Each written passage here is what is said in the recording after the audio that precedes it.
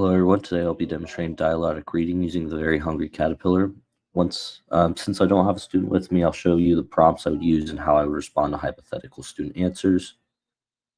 Before we start reading, I'd like to ask a prediction question. What do you think this story might be about? A student might respond with something like a caterpillar who eats a lot. If so, I would respond, yes, that's a great prediction. The caterpillar does look very hungry. Before I read, I might ask, what do you notice in this picture? A student might say a moon and a small egg. I would respond, great noticing. Yes, the moon is out and there is a tiny egg on the leaf. In the light of the moon, a little egg lay on a leaf.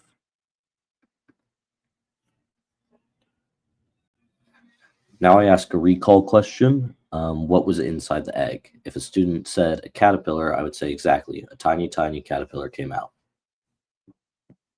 One Sunday morning, the warm sun came up, and pop out of the egg came a tiny, very hungry caterpillar. He started to look for some food. Here I might ask, how many apples do you see? If a student were to respond with one, I would respond, yes, very good, one red apple. Red tells us the color. On Monday, he ate through one apple, but he was still hungry. Next, I would use a completion prompt. On Monday, he ate through one. If a student said apple, I would say, great job, one apple. He started to look for some food. Here I might ask a WH question, like why do you think he keeps eating so much? A student might say he's hungry or he's growing, and I would respond exactly, he's growing and animals need more food when they grow. On Tuesday, he ate through two pears, but he was still hungry. He started to look for some more food. On Wednesday, he ate through three plums, but he was still hungry. So he started to look for some more food. On Thursday, he ate through four strawberries, but he was still hungry. On Friday, he ate through five oranges, but he was still hungry. Now I would ask a distancing question. Have you ever eaten too many treats? If a student were to respond, yes, and I got a stomach ache, I would say that makes sense. Eating too many sweets can make your stomach hurt, just like the caterpillar.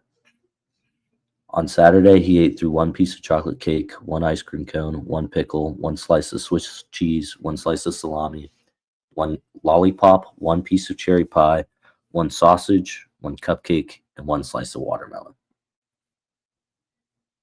Here I'd add vocabulary scaffolding. This is a leaf. A leaf is the flat part of a plant. If a student asks leaf, I would respond, yes, leaf, good job. The next day was Sunday again, and the caterpillar ate through one nice green leaf, and after that he felt much better. Now he wasn't hungry anymore. He wasn't a little caterpillar anymore.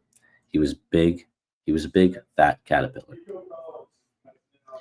Here I would ask a prediction question. What do you think will happen when he comes out of the cocoon? Student might guess he becomes a butterfly, and then I would respond, I love that prediction. Let's see if you're right.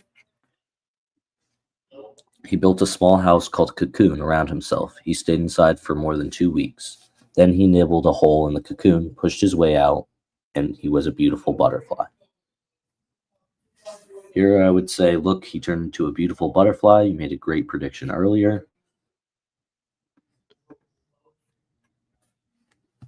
Thank you all for reading with me today. Even though I imagine the student responses, I used the same prompts, expansions, and scaffolding that I would use with a language learner during their dialogic reading.